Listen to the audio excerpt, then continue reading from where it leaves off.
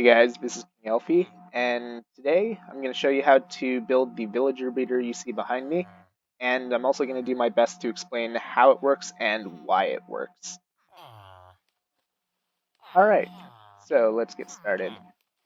This guy right here, I built it to be as small and compact as possible, as well as to use as few blocks as possible. So if we look in this chest here, this is all of the resources you'll need to build this, plus the villagers. You only need 2 of them though. So, very resource friendly. You can build this very early game if you wanted to. So, there's a few key differences that people who've made villager breeders before may be noticing. So, A, there are no workstations around. So, with the new update, I was testing it out for a long time with an old design with workstations, and I found that these guys almost never bred. The reason being is villagers with professions in 1.14.3 and 1.14.4 seem to breed much less often than unemployed villagers. So, no workstations. The other thing that you'll probably notice is that I've got a bunch of trapdoors on top of the beds. So, in the past, what you could do is let's just grab some blocks and go a little ways away. What you could do is you could just have the bed up on some blocks like this, and then the villagers down here. And they would detect the bed, and that would be fine, and they would breed in their area. So you can't do that anymore because the villagers need to be able to actually sleep in their bed to be willing to breed. So that's the reason behind this. And trapdoors on top of the beds are so that when they come out of their beds after sleeping, they're pushed into this center area here because these aren't full blocks that they can stand on, and well, underneath where the bed is, that's not a full block or 2 blocks either, so they're just pushed right into the middle here where they can be comfortable. So another thing that you'll generally see brought up in villager breeder videos is moving the villagers 100 to 150 blocks away from the breeder after they've dropped down into their containment area. So this is not necessarily the case.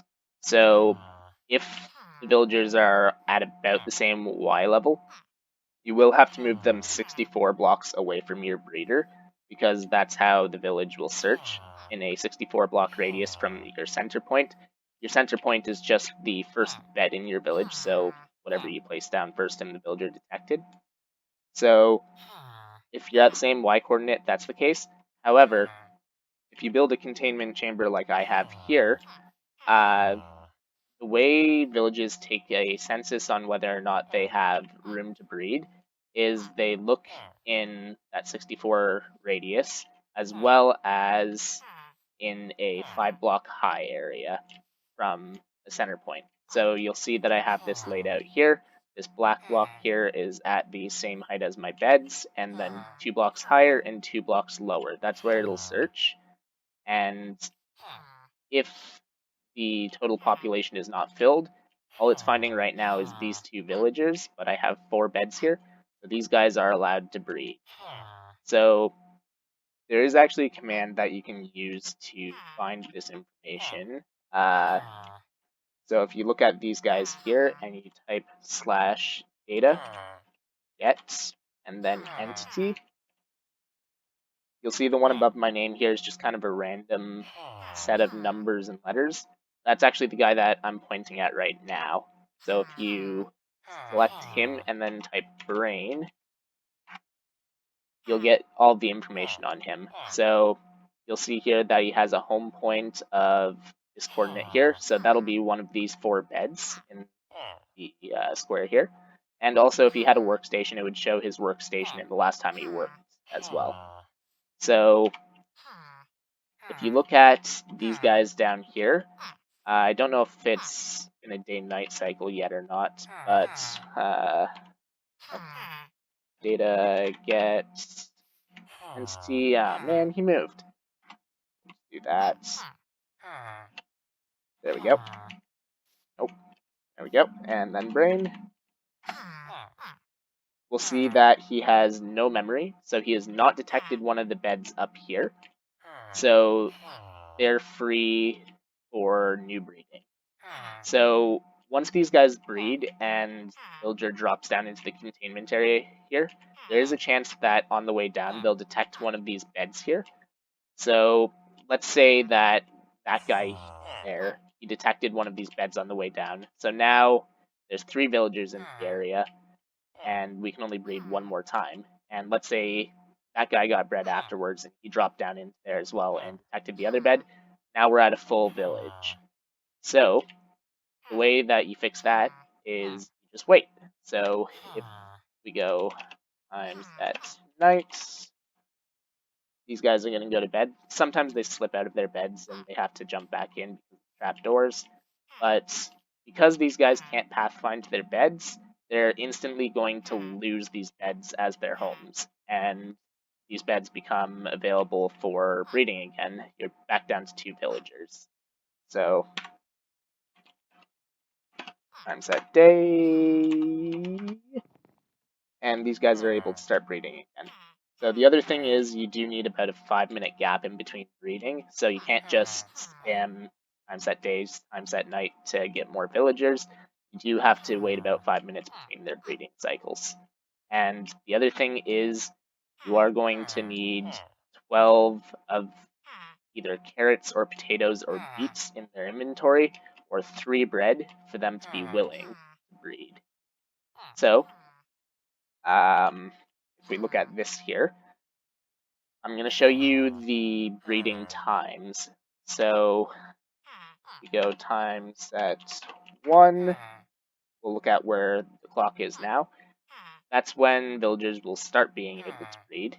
And if we go times at 2000, that's when the morning breeding session is over. Then if we go time set 11,000, that's when the night breeding cycle will begin. And time set 12,000, that's when the night breeding cycle will end. So you can pause the video and look at the clock for all those different times, because obviously you won't know what the game tick time is if you're in survival and you don't have access to commands. But that's how you know whether or not they're able to start breeding, because they can only breed in those certain time periods. So I think I've explained all of the mechanics behind this farm. Not a farm, breeder. If I missed anything, just comment it down below and I'll try and address it if I see it. But let's just jump right into the tutorial of how to build this. It's nice and quick, so it shouldn't take too long. Alright, so first things first, give yourself some room to work by pillaring up a little bit, and throw down your fence. Get rid of that scaffolding. Then we're going to want a temporary block in the middle there, and throw some glass around it. Then from those corners, you're going to want to go out with some building blocks to give yourself a platform to put the beds on. And you want to make sure that the pillows are facing towards the middle. Then from there, you're going to want some temporary blocks at the fronts and backs of all of the beds. This is how we're going to put down our trapdoors on top of the beds. So we're going to want to make sure those are on the bottom of the top blocks.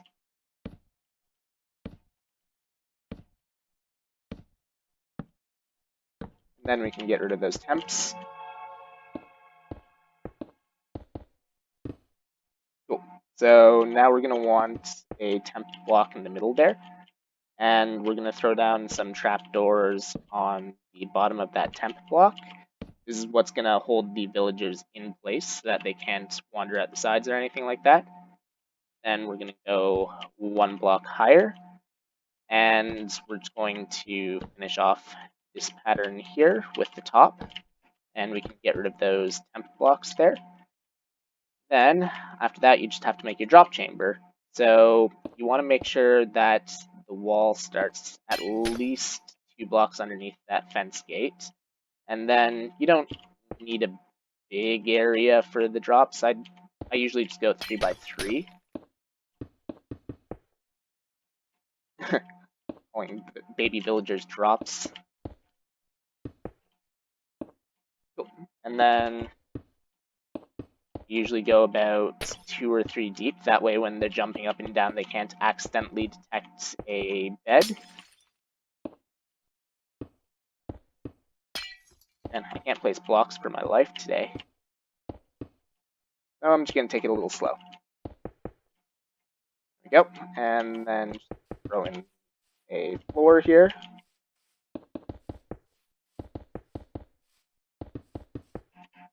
And we can put a source block of water down there.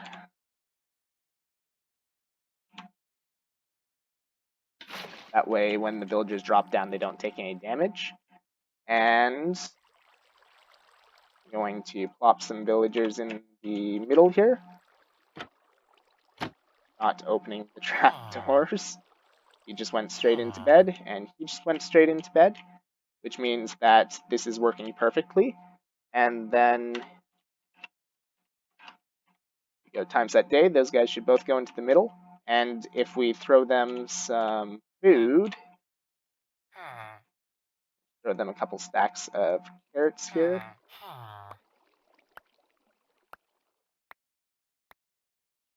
They'll start throwing that back and forth, and there we go. This is the breeder complete. Does not take much effort at all. Give it a second and see if this works. I'm gonna be real embarrassed if it doesn't. And boom. Now you got your villager breeder, and nice and simple. And there you have it, guys. A nice and simple villager breeder. If I didn't explain anything properly, or if you have any questions about how something works, leave it in the comment section below and I'll try and address it. But that's going to be it for me today. Make sure to like, comment, and subscribe, and I will see you guys next time.